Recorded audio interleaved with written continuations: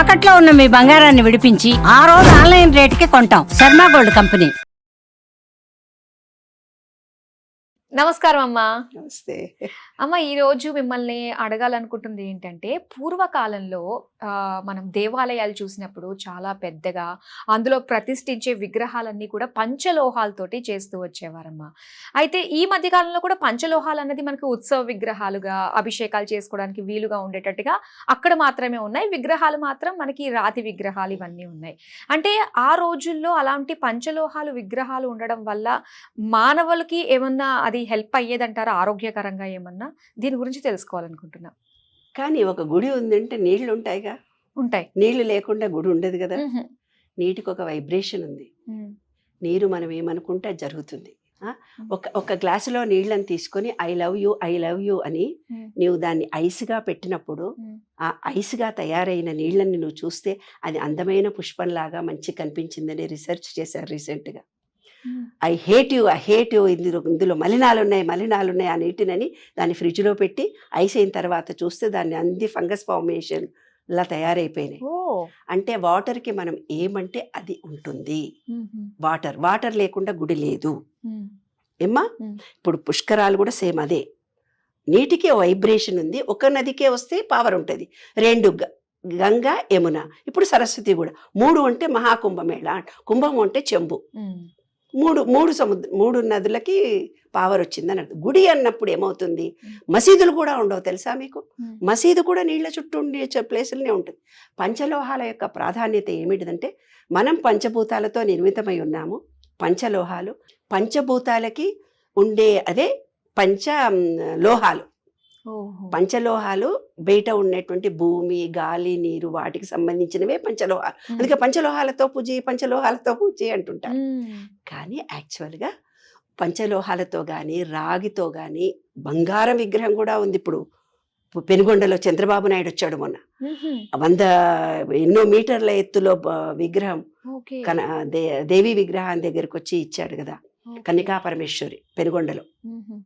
విగ్రహం అనేది ఏంటంటమ్మా, విగ్రహం ఎప్పుడైనా కూడా విగ్రహాన్ని ప్రతిష్ఠిస్తారు, దాని కింద రాగి పాత్రలో శక్తిని ఆవాహనం చేస్తారు. యంత్రాలను తయారు చేసి యంత్రం చేత విగ్రహాలను అలంకరించి చీరలు కట్టించి బంగారం పెట్టి ఎండి పెట్టి ఇవన్నీ అతి సామాన్యమైన మనుషులకు కళ్ళకి ఒక విగ్రహ రూపాన్ని మన కళ్ళకి ఇచ్చినప్పుడు ఆ శక్తిని పొందటానికి. కానీ యాక్చువల్గా మొత్తం బీజమంతా ఇక్కడ రాగి పాత్రలో భూమి లోపల ఉంటాయన్నమాట. ఇవి అన్నీ ఇప్పుడు శివక్షేత్రాలన్నీ స్ట్రెయిట్ లైన్లో ఉన్నాయి కాబట్టి వాటికి పవర్ ఉందని కూడా రీసెర్చ్ చేశారు. శివుడు మన భారతదేశ పటంలో స్ట్రెయిట్గా ఉండేవి. మధ్యప్రదేశ్లో ఈ మధ్యకాలంలో రీసెర్చ్ చేశారు. కాశీలో, మధ్యప్రదేశ్లో అద్భుతమైన శక్తి ఉంది కాబట్టి అక్కడ ఒక టెంపుల్ కట్టబోతున్నారని రీసెంట్గా నేను పేపర్లో చూశాను. కాశీలో రీసెర్చ్ చేస్తున్న వాళ్ళు మా ఇంటికి వచ్చారు. వచ్చి ఆ రీసెర్చ్ పేపర్స్ కొన్ని చూపించి నాకు అవగాహన చెప్పి, అమ్మ మీరు ఇంత గొప్పగా మీరు చెప్తుంటారు కదా, మా రీసెర్చ్ కూడా ఇదేనే నన్ను కొన్ని డౌట్స్ అడిగి వెళ్ళారు ఒక ఋషి వాళ్ళు, కొంతమంది సన్యాసులు. అలాగే స్ట్రీట్ లైన్లో ఉన్నట్టుగానే ఒక గుడిలో అవి ఉంటాయి. మన హైదరాబాదులో డొక్కలమ్మ గుడి అని ఒకటి ఉంది. ఆ గుడి ఎంతో పవర్ఫుల్ ఉందని కొమరమోలు వెంకట సుబ్బారావు గారని ఒక పుస్తకం రాశారు, చిన్న మస్తా అని. ఆ పుస్తకం నీవు ఆవిష్కరించాలమ్మా అన్నారు. ఆయన ఒక మిలిటరీలో పనిచేసి రిటైర్. నాకు ఆరోగ్యం బాగాలేక ఆయన దగ్గరికి వెళ్ళాను. ఆయన పెండలం వేసి శక్తిని చూపించి హైదరాబాద్లో డొక్కలమ్మ గుడిలో పవర్ ఉందమ్మా, అందుకనే హైదరాబాద్ వాళ్ళు ఢిల్లీలో రాజ్యం వెళ్తారు. హైదరాబాద్ వాళ్ళ ఇన్ఫ్లుయెన్స్ లేకపోతే ఢిల్లీలో నడవదు, మినిస్ట్రీ నడవదు. హైదరాబాదే మెయిన్. ఎవరైనా పర్వాలేదు, మన హైదరాబాద్ వాళ్ళది నిలబడాలి. ఏంటో ఆ గుడి చూద్దామని ఒక రోజు నేను వెళ్ళాను. వెళ్ళేసరికి జినజిన వాన పడిపోతుంది. ఎన్నో రోజులు వెతికా నేను. డొక్కలమ్మ గుడి అంటే ఎన్నో గుళ్ళు ఉన్నాయి కానీ పాపులర్ నేమ్ కాదు ఇది. ఎక్కడమ్మా ఇది Secunderabad Monda market police station దగ్గర ఉంది. అక్కడ మా వెహికల్ ఏదో మెంటలీ రిటార్డెడ్ స్కూల్ వెహికల్ వాళ్ళు తీసుకుంటే అంబులెన్స్ వెళ్ళాను నేను. వెళ్ళినప్పుడు అక్కడ చూస్తే అది కనిపించింది నాకు. డొక్కలమ్మ గుడి. నేను మా పిల్లలు ఇద్దరిని వేసుకొని స్కూటీ మీద ఒక రోజు రాత్రి 7:30-8 గంటలకు పోతుంటే చిన్న వర్షం పడింది. ఆ గుడి అంతా మూసి కులగొట్టి ఉంది. ఎంతమంది చచ్చిపోయినారు బాబు ఇక్కడ అని అడిగా నేను. చీకటి, కరెంటు పోయింది, వర్షం పడుతోంది. అమ్మ నీకెట్లా తెలుసు అన్నాడు. ఈ గుడిని ఎట్లా తీసేయడం అంటే పెద్ద వాళ్ళు పూజారులు వచ్చారు, మంత్రాలు చెప్పారు, జపాలు ఏం చెప్పినా దాని సీక్రెట్ ఒకటి తెలియాలి కదా. తెలిస్తేనే దానికి పూజా విధానం వేరే ఉంటుంది. ఆ విధానం అమ్మ ఎవరైతే ఈ గుడిని ఫస్ట్ రాయేసిండో ఆయన చచ్చిపోయాడు. అక్కడ దారిలో ఉండే హాస్పిటల్లో డాక్టర్ మా అంబులెన్స్ తీసుకున్నాడు. ఆయన దగ్గరికి వెళ్ళి నేను అడిగా, ఇట్లా డొక్కలమ్మ గుడి పవిత్రంది, నేను మొన్న చూడ్డానికి వెళ్తే పగల అమ్మ నేను కూడా 50,000 కట్టాల్సి వచ్చింది, నాకు కూడా ఫైన్ అయింది అట్లా. ఎందుకంటే ఆ గుడి అనేది తీయడం అనేది దాంట్లో ఉండే పవర్ని శాంతింప చేసిన తర్వాత తీసి గుడులు కట్టాలి. ప్రతోళ్ళు నేను గుడి కడుతున్నాను, నేను ఎక్కడంటే అక్కడ గుళ్ళు కడతారు. గుళ్ళు ఎవరంటే వాళ్ళు కట్టే అర్హత ఉన్నప్పటికి కూడా దాన్ని మెయింటెనెన్స్ చేయకపోతే ఆ దోషం మళ్ళీ వీళ్ళకే వస్తుంది. ఎవరైతే గుడి కడుతున్నారో వాళ్ళకే వస్తుంది పుణ్యపాపాలు. కాబట్టి ట్రస్టు మెంబర్లు ఎవరైతే ఉన్నారో జీవితకాలం అంతా అక్కడ ధూపదీప నైవేద్యాలు జరిగే ఏర్పాటు చేయాలి. శక్తిని ఆవాహనం చేసినప్పుడు ఆ శక్తికి శాంతి కలిగించడము, అంటే 10 మందికి అన్నదానం చేయడము, శుభకార్యాలు మంచి జరగాలని అలా చాలా పెద్దవాళ్ళు ఎంతో ఆలోచించి చేశారమ్మా. విగ్రహం అంటే ఉట్టిదే కాదు, ఏదో గుడి ఉంది, గుడిలో దేవుడు ఉన్నాడు, దేవుడు అని కాదు. చాలా పవర్ఫుల్ గుళ్ళమ్మ, చాలా పవర్ఫుల్ గుళ్ళు. ఆ గుడిలో మీరు ఏమనుకుంటే అది జరుగుతుంది. ఆ గుడి సికింద్రాబాద్ పేపర్లో వేయించాను, ఒక 10 ఏళ్ల క్రితమో 15 ఏళ్ల క్రితమో వేయించాను. తర్వాత గుడి వాళ్ళకి అంత చిన్న మస్తా అని తలకాయ కట్ చేసుకొని హైదరాబాద్ ముడికిపోతున్నప్పుడు ఆ దేవత తన ప్రాణధారను ఒకటి, తన ప్రాణాన్ని నిలబెట్టుకుంది, ఒకటి మనందరినీ కాపాడిన అద్భుతమైన దేవత చిన్నమస్తా అనే దేవత. ఆ దేవతను అక్కడ మహంకాళి గుడి కంటే పవర్ఫుల్ ఇది, చాలా పవర్ఫుల్ గుడమ్మ. తర్వాత నాగదేవత గుడి ఉంది సికింద్రాబాద్లో, క్లాక్ టవర్ దగ్గర. అసలు ఎక్కడెక్కడో నాగదేవత ఉంది, సేమ్ నాగదేవత మన దగ్గర కూడా సికింద్రాబాద్లో ఉంది. అట్లా గుడులు అనేవి చాలా పవిత్రతతో కూడుకుని ఉంటాయి. వాటికి మనము అక్కడికి వెళ్ళి పాజిటివ్ ఎనర్జీని మనం తీసుకోవాలి. అక్కడ ఉండే తీర్థం ఎప్పుడైతే ఒక చుక్క తాగుతామో దాంట్లో పవర్ వస్తుంది. నీరున్న చోటనే చేయడంలో ముఖ్య ఉద్దేశం.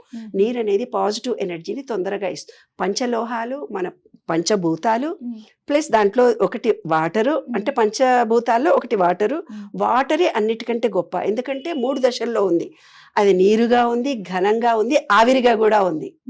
3 దశలు అంటే ఈ విశ్వం మొత్తం త్రిగుణాత్మకంతో కూడుకొని ఉన్నది. కాబట్టి ఈ దేవుడికి తప్పనిసరిగా ఆ గుళ్ళల్లో ఆ శక్తి ఉంటుంది. త్రిగుణాత్మకమైన వాటర్ని తీర్థం తీసుకుంటే అకాలమూర్తి ఎవరైనా మొక్క చుక్క ఏదైనా పూజ చేయాలన్నప్పుడు కూడా ఆ నీళ్ళనే ఇల్లంతా చల్లి శుద్ధి చేస్తారు. కాబట్టి నీరున్న చోటనే గుడి ఉంటుంది ప్రాధాన్యత. ఆ గుడి దేవత క్రిందనే బీజాక్షరాలతో చెప్పిన రాగి రేకులతో ఒక శక్తిని ఆవాహనం చేస్తారు. ఆ శక్తి వైబ్రేషన్ బయట ఉండే స్తంభానికి, ధ్వజస్తంభానికి కనెక్షన్. ఓకే.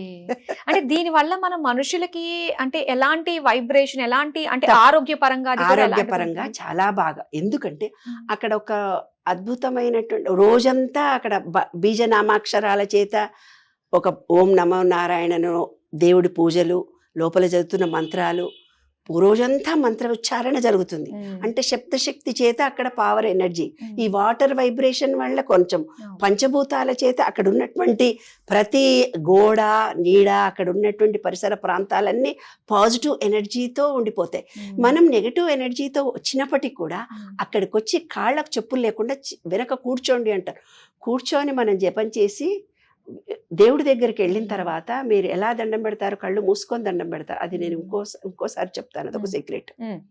అయితే దండం పెట్టిన తర్వాత బయటికి వచ్చిన తర్వాత మీరు కాళ్ళకు చెప్పులు లేకుండా కూర్చొని ఆ భూమిలో నుంచి ఇక్కడ పవిత్రమైన ఎనర్జీని నేను స్వీకరిస్తున్నానని భూమి నుంచి స్వీకరిస్తున్నాను, విశ్వంలో నుంచి గాలిని స్వీకరిస్తున్నాను.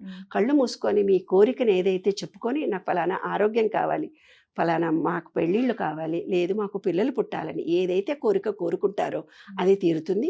గుడులల్లో ఇంకొక రహస్యం ఉంది. రావి చెట్టు వేప చెట్టు 2 ఉండే చోట 11 దారాలను 11గా కట్టి రాహుకాలంలో పూజ చేస్తే ఏ కోరికైనా తీరుతుంది. ఆదివారం తీరని పిల్లలు డాక్టర్ల దగ్గరికి పోయి పిల్లలు పుట్టరు అన్నోళ్ళు కూడా పిల్లలు పుడతారు. ఏదైనా నమ్మకంతో చేస్తే అన్ని నమ్మకం నెరవేరుతాయి. ఉందమ్మా, నమ్మకం చాలా బాగుంది. ఓకే అమ్మా, పంచలోహాల గురించి అవి మనుషులకి ఏ రకంగా ఆరోగ్యపరంగా ఎలాగ కనెక్ట్ చేస్తూ ఉపయోగపడతాయి అనే విషయాల గురించి తెలియజేసినందుకు మనలో ధన్యవాదాలు. పంచభూతాలు ఉన్నాయి కదా నాన్న, బయటలో ఉన్న పంచభూతాలు మనలో ఉన్న పంచేంద్రియాలు అన్ని యాక్టివేట్ అయ్యి మనం అనుకున్న కోరికలు పాజిటివ్ ఎనర్జీ ఈజీగా వస్తుంది. ఈజీగా ఇచ్చేస్తుంది. ధన్యవాదాలమ్మా. Thank you.